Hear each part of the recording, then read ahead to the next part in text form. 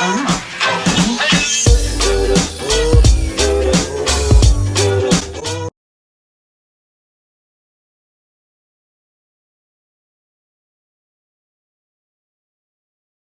guys, and welcome back to our channel.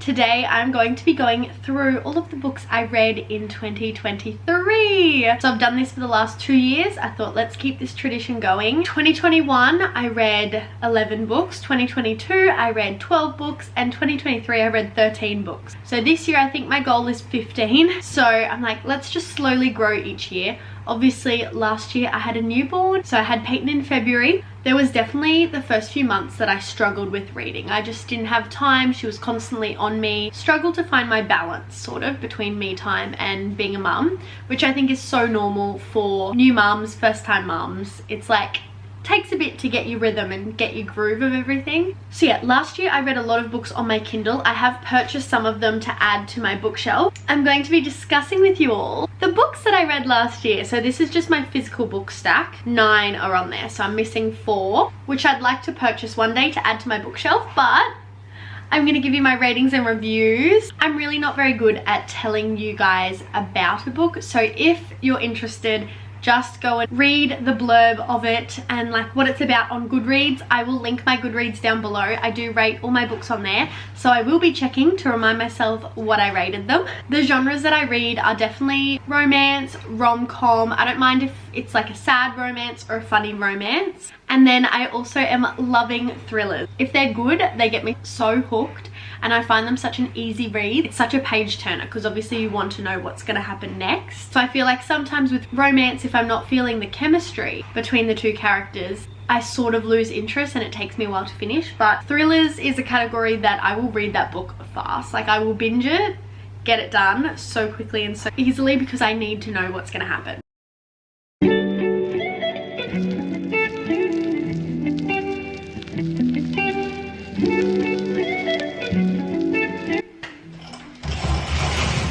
Good morning, just getting ready for the day. It's deodorant time. As always, from my faves at Wild. This scent is Ocean Mist and it smells so good and so fresh. It gives me like fresh summer vibes, beach vibes. Oh, I miss summer already. So Wild is a completely natural, reusable deodorant. So they've cut down single-use plastic by having these refillable cases. You can get a subscription service to Wild and you get your deodorant refills delivered straight to your door, which is so great. You can pick how many refills you want and how frequent you want them as well. No harsh chemicals. They're sulfate, paraben free, aluminium free, so you know you're putting only the best into your body and your skin absorbs what you put onto it. So it's so important to be putting good natural products. They've just come out with refillable shower gels as well. So same thing, you can get a subscription service. You pick your colored case. So we've got like the blush pink one, so nice. And it looks so good in our shower. And yeah, you can refill it, take the top off and pop a new case in when this one's run out, which is so, so great. You're doing your part for the environment by shopping with Wild. So guys, as always, I'll leave a link down below for Wild. My discount code is 20BECK and that gets you 20% off site-wide. I've been loving getting messages from you guys who are purchasing Wild as well. You can get your cases personalized. This is the lilac purple. I also have the aqua and the coral. I'm obsessed. Thank you Wild, love you guys. Go check them out, click the link in my description. Alright, so start of the year, I read Archer's Voice. We're starting off with a goodie. Oh my gosh, this book. I would recommend this to anyone and everyone. I feel like I have never heard a bad review on this. Everyone I know who's read this book has been obsessed with it. Oh, heartwarming. Oh, tears. It's just, I can't. This one was a easy 5-star, like so easy. So pretty much the main character Bree moves to this tiny little small town and she runs into this person that is just like really socially strange and she's like weird. Anyway, so she keeps running into him. The town's saying how odd he is, but she's got this like inkling that maybe he's not odd. Like why is he the way he is? Anyway, she gets to know him. He has no voice. He cannot speak. Something happened to make him lose his voice. You like see all his struggles, you see them fall in love. It's just, it is so beautiful. It is so beautiful, so moving. Oh, I need to do a reread of this one, honestly. Then I think after that one, I read Reminders of Him by Colleen Hoover. I am slowly making my way through Colleen Hoover's books. When I first got back into reading like hardcore, I've always had a book on the go, but I feel like probably 2021 I got back into my reading game, and like I was reading more than I used to. Like I used to probably read 2 or 3 books a year. Then obviously I got hooked. So Coho was one of those reasons. I definitely haven't read a book of hers for a while. Like this probably was my last read, but I am reading Too Late at the moment as our book club book. This one is about a mum who lost sort of custody of her baby. Now she's in the place that she wants to get her daughter back. So you see all of that. There is a love interest in it. It's very heartwarming, very family orientated. It is beautiful. I gave it a 4 stars on Goodreads. I feel like I can remember this book pretty well. Can't remember character names, so definitely not 5-star for me. It probably was like a 3.75 if I'm being completely honest, but have to round up on Goodreads. If you like Colleen Hoover, go for it, give it a read. I really liked it. I liked that it was about a child, and like, I don't know, I think I was pregnant when I read this, but it's a good one. It's good. Next up, I read Book Lovers by Emily Henry. This woman just knows how to write a great rom-com. They like make you feel the feels. They've always got something a bit deeper going on in the book. It's not just like a little fluffy light romance, but the banter and the wit that Emily Henry is able to write about, it's just so good. So this one I gave a 4 stars. I loved it. I loved the characters. I loved the plot. It is 2 literary like book sort of people. The FMC is a literary agent and the MMC is an editor. FMC goes to this cute little small town for a holiday. She's like a city gal at heart. Anyway, she's gone to this small little town for a holiday with her sister. She needs to get away and relax, and she runs into this editor that she sort of had beef with in the past. Runs into him in this tiny little small town. Anywho, they connect. He ends up being from that town, showing her around a little bit, and obviously there's gonna be chemistry there. So it was very cute. I enjoyed this one very much. I think I've read all of hers now except for Happy Place, and I finally got Happy Place in a traditionally published book size because I refused to buy it when it was in that giant size that they come out with now in Australia for the first 12 months. So it's clearly been 12 months now because I saw a regular size one in Target the other day, so I had to pick it up. So I do have Happy Place and I will be reading that. But yeah, would recommend. It's a good one. Then I read these on my Kindle, but I've since bought them for my bookshelf because I loved them. The Housemaid and The Housemaid's Secret by Frida McFadden. I love Frida McFadden. These 2 were probably my favorite, probably more so this one, but I have read a few of hers that you can sort of tell is a little bit cringy. It's like not the best writing, but it still has me hooked. They're easy reads. And I love thrillers. Like I just want to know what's going to happen, even if it's a bit cringe. Like these ones were so good. I did not suspect what was going to happen at all. Loved the first one. The first one is about a housemaid who goes and works at this very rich, very fancy family's home, and the wife of the house is like full psycho. Crazy woman. And so the housemaid's like, what the heck is going on? This poor husband, like what is happening? Anywho, the twist at the end, like I did not see that coming. My jaw was on the floor. It really got me. It got me so good. But then like you go, oh my gosh, it makes so much sense. So good. Second one follows the same main character, completely different situation, completely different scenario. So same main character, but she is no longer being a housemaid for that family. And it also got me hooked. Like I was like, oh, what on earth? I feel like this one wasn't as good of an ending as this one, but still really good. Would recommend. It's completely different to the first one, just has the same main character, so you can easily read them back to back. That's what I did. I did not need to have a break in between because it doesn't feel like you're reading 2 of the same book. So book 1, The Housemaid, I gave 5 stars, which I definitely believe that. Oh, book number 2 I also gave 5 stars. I feel like I would definitely give it a 4 or maybe like a 3.5. Clearly at the time, I thought this was great. I think after I finished them, I went into Magnolia Parks. So my bestie Rach raved on about this. So many booktubers that I watch rave on about Magnolia Parks. So it took me a while to get through. I would say it doesn't have a huge plot. Like, you're reading it for the vibes, and I found the vibes were very toxic. Like, it was sort of hurting my head, the things that the characters were doing and allowing and acting like that's normal. And I know it's a book and I know it's not reality, but I just found myself going, what are you doing? So it took me what felt like forever to get through. I was glad to finish it. I did not pick up Daisy Hates straight after. I loved the writing, I loved the detail and the explanation. If you've read the books, you understand. Jessa Hastings, her writing is beautiful. I love the description, I love the sentences that she comes up with, but the characters and like what happened in this book frustrated me.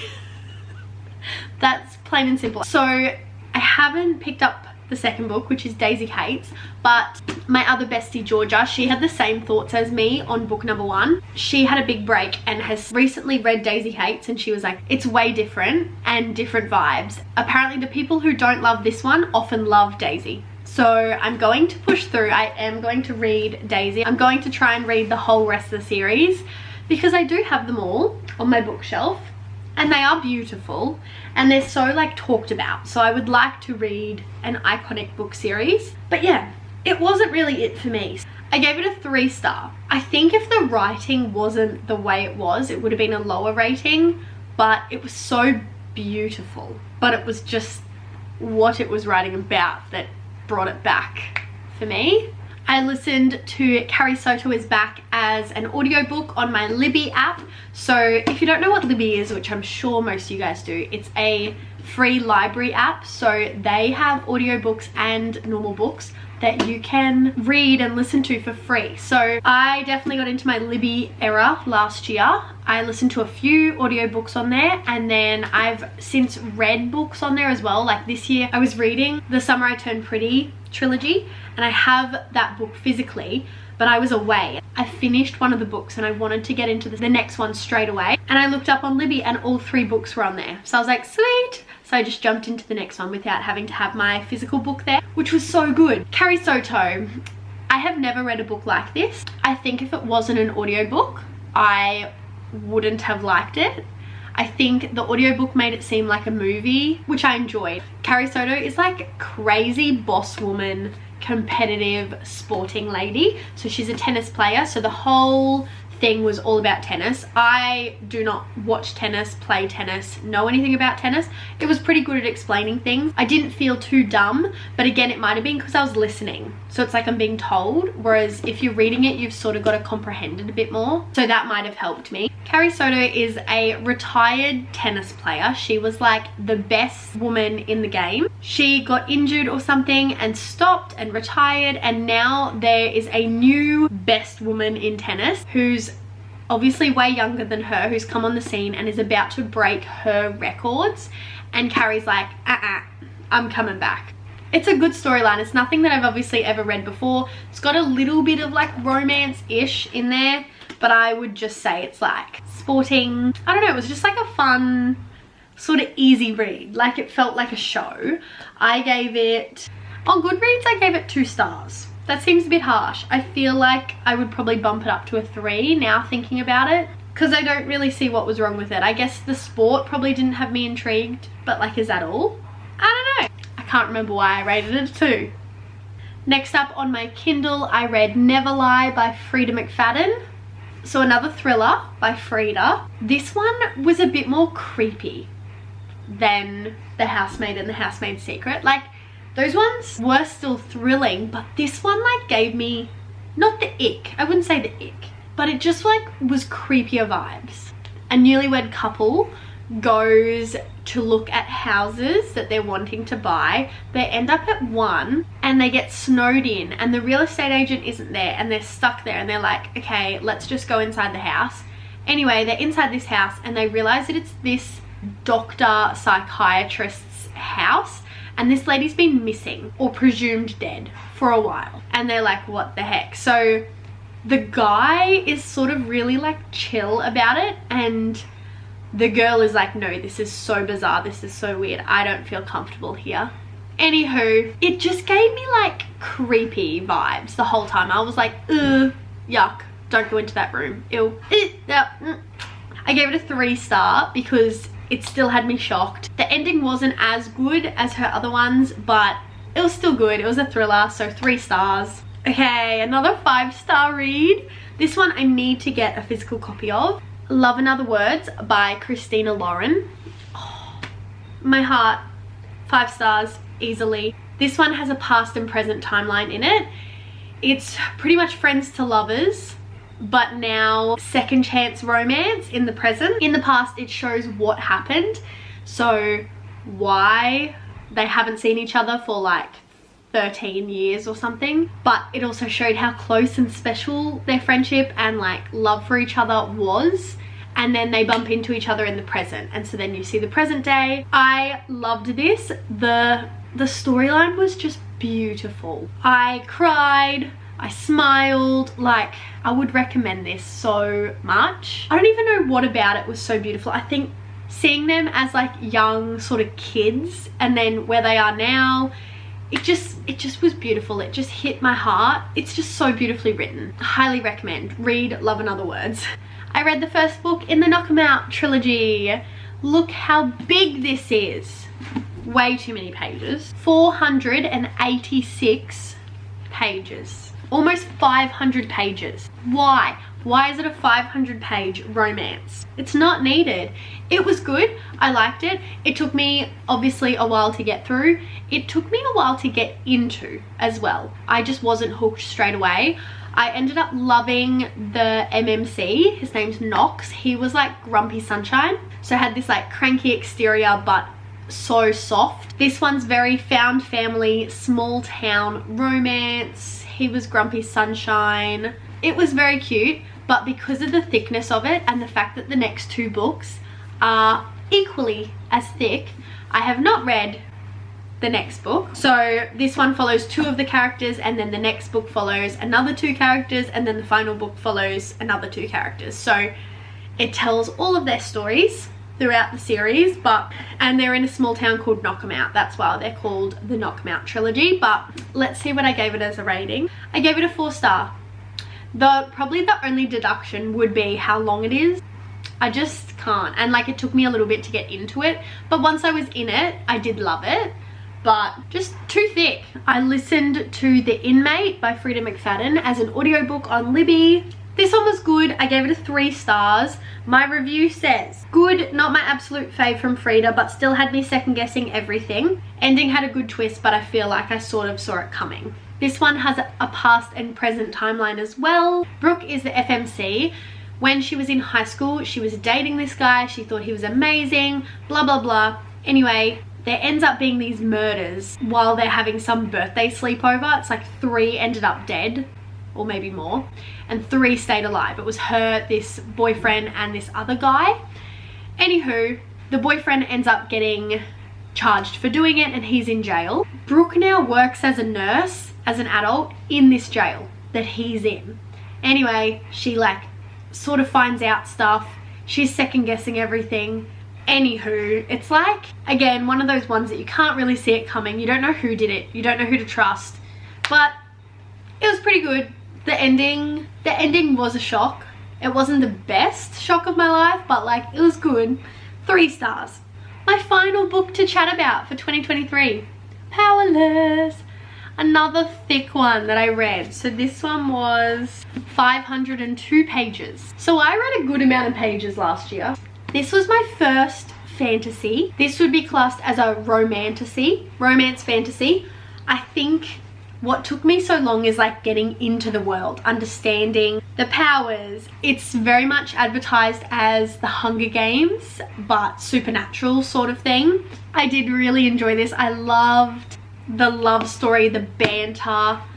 Oh, and it's gonna be a series, so it ends on like a bit of a cliffhanger, which I wasn't expecting, and I was like, no. Even the books that I read that are in like trilogies or whatnot, because it's not a fantasy series, I've only ever read romance series, they're often separate. Like, it's not really on a cliffhanger, it'll be about different characters. So because I wasn't completely into the fantasy, I rated it a 4-star. I think if I read through it quicker, I would have probably rated it higher, but it took me so long. Okay, my baby just woke up, but 4 stars. I am going to end off this video here. Thank you guys so much for watching. If you enjoy book content, please let me know.